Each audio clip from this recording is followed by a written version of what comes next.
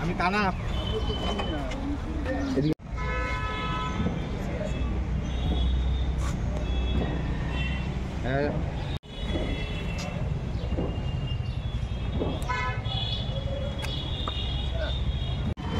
এ মান্না তুমি আয়ো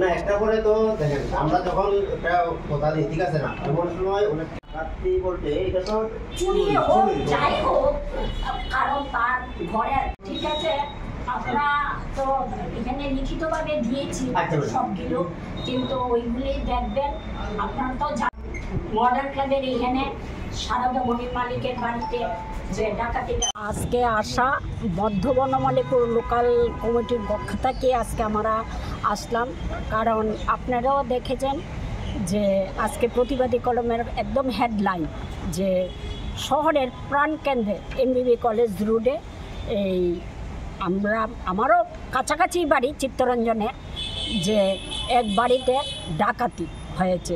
তারপর আমরা পরক্ষণেই তাদের বাড়িতে যাই, আমাদের নেতৃত্ব সহ অমল চক্রবর্তী সহ তাদের বাড়িতে যাই, পরিবারের লোকজনের সঙ্গে দেখা করি এবং দেখা গেল কিটা যে তাদের বাড়িতে 12টার সব একটা আগের দিন তাদের বাড়িতে একটা শ্রাদ্ধ অনুষ্ঠান গেছে, ওনার মালিকের মার শ্রাদ্ধ অনুষ্ঠান গেছে। তারা 12টা 12:30টার সময় ঘরে ছিল, তারপর তারা পেছনের বাড়িতে সব ভাইয়েরা মিলে ভোর 6টার সময় দিয়ে তাদের ঘরের যত গয়না অলঙ্কারাদি এবং টাকা পয়সা সব একদম ঘর উলট পলট। তাহলে আমি এইটাকে আমরা কি বলতে পারি যে শহরের প্রাণকেন্দ্রে এরকমভাবে একটা বাড়িতে লুটপাট হয়ে গেল। কিন্তু হয়েছে কাজটা কিন্তু মঙ্গলবার দিন ভোরবেলা সোমবার দিন রাত্র 12টার পর। এখন পর্যন্ত অপরাধী ধরা পড়ছে না। আর আমরা সত্তর যাতে অপরাধী ধরা পড়ে তার জন্য আজকে থানাতে ডেপুটেশন নিয়ে এসেছি।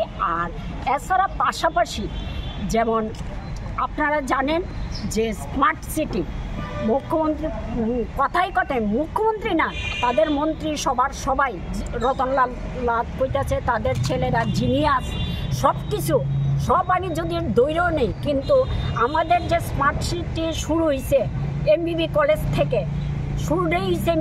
থেকে, ওই যাত্রাতে বিকালের দিকে বয়স্ক লোকরা ইভিনিং ওয়াকে যেতে পারে না। এত নোংরা কাজ হয়, ছেলেরা ড্রাগস নিতেছে, নেশা করতেছে, এইগুলি আজকে দীর্ঘদিন ধরে চলতেছে।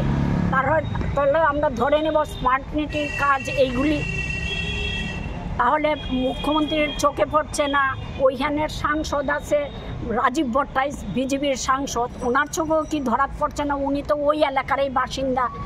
তার জন্য আমরা যাতে এইগুলি সরকার ব্যবস্থা গ্রহণ করে এবং যে চুরি ডাকাতিগুলি হচ্ছে এইগুলি যাতে অবিলম্বে চোর ধরা পড়ে এবং তাদের জিনিসপত্র, তাদের যে বাড়িতে চোর ডাকাতি হয়েছে ওনাদেরও একটাই বক্তব্য যে আমার অনেক তাদের বিয়ে হয়েছে 34 বছর হয়েছে, মহিলা একটা জায়গাতে তার প্রত্যেক দিন স্বামী কিছু টাকা দেয়, ওইটার এই 34 বছরের জমানো টাকা এবং তার বিয়ের সময় তার দেওয়া জিনিসপত্র, মেয়েও বিয়ে হয়ে গেছে, ওই পুরানো জিনিসগুলি তারা উনি বলছে আমার অনেক কিছু আছে, কিন্তু তবুও আমার যে এই পুরানো জিনিসগুলি আমি ভোর 4টা থেকে কান্নাকাটি করছি আমার জিনিসগুলি ফিরে পাবো কিনা স্মৃতিস্বরূপ। আমার এইগুলি স্মৃতিস্বরূপ ছিল।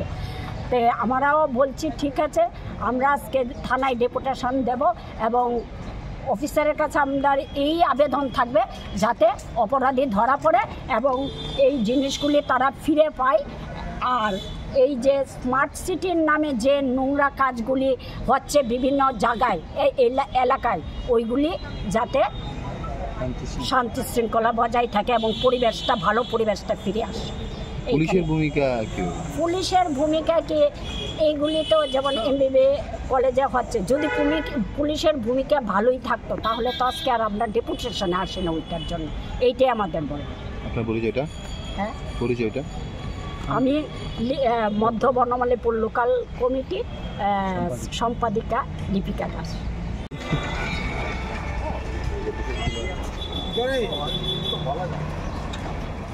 আমি টানা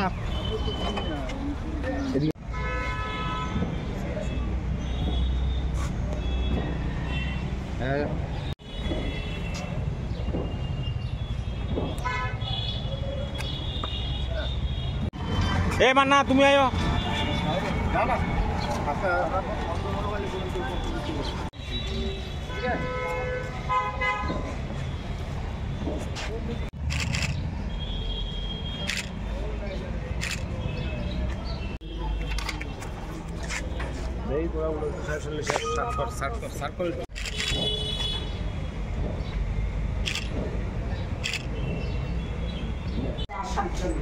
না একটা করে তো দেখেন, আমরা যখন একটা কথা দিই ঠিক আছে না, এমন সময় অনেক রাত্রি বলতে এটা তো চুরি হোক যাই হোক, কারণ তার ঘরের ঠিক আছে আমরা তো এখানে লিখিতভাবে দিয়েছি সবগুলো, কিন্তু ওইগুলি দেখবেন আপনারা তো মডার্ন ক্লাবের এখানে সারদা মনির মালিকের বাড়িতে যে ডাকাতিটা আজকে আসা মধ্য বনমালীপুর লোকাল কমিটির পক্ষ থেকে আজকে আমরা আসলাম।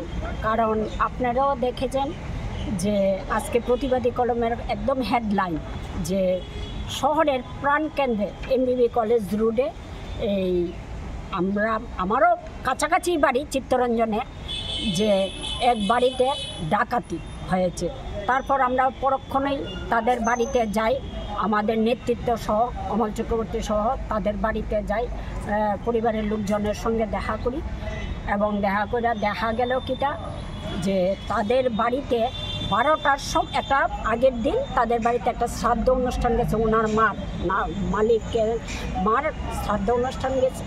তারা 12টা সাড়ে 12টার সময় ঘরে ছিল, তারপর তারা পেছনের বাড়িতে সব ভাইয়েরা মিলে ভোর 6টার সময় দিয়ে তাদের ঘরের যত গয়না অলঙ্কারাদি এবং টাকা পয়সা সব একদম ঘর উলট পলট। তাহলে আমি এইটাকে আমরা কি বলতে পারি যে শহরের প্রাণকেন্দ্রে এরকমভাবে একটা বাড়িতে লুটপাট হয়ে গেল। কিন্তু হয়েছে কাজটা কিন্তু মঙ্গলবার দিন ভোরবেলা, সোমবার দিন রাত্র 12টার পর। এখন পর্যন্ত অপরাধী ধরা পড়ছে না। আর আমরা সত্তর যাতে অপরাধী ধরা পড়ে তার জন্য আজকে থানাতে ডেপুটেশন নিয়ে এসেছি।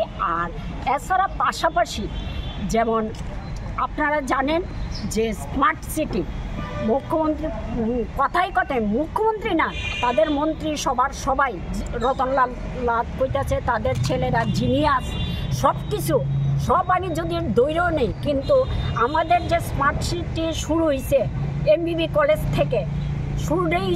কলেজ থেকে, ওই যাত্রাতে বিকালের দিকে বয়স্ক লোকরা ইভিনিং ওয়াকে যেতে পারে না। এত নোংরা কাজ হয়, ছেলেরা ড্রাগস নিতেছে, নেশা করতেছে, এইগুলি আজকে দীর্ঘদিন ধরে চলতেছে। তাহলে আমরা ধরে নেব স্মার্ট সিটির কাজ এইগুলি, তাহলে মুখ্যমন্ত্রীর চোখে পড়ছে না। ওইখানের সাংসদ আছে রাজীব ভট্টাচার্য, বিজেপির সাংসদ, ওনার চোখেও কি ধরা পড়ছে না? উনি তো ওই এলাকারই বাসিন্দা।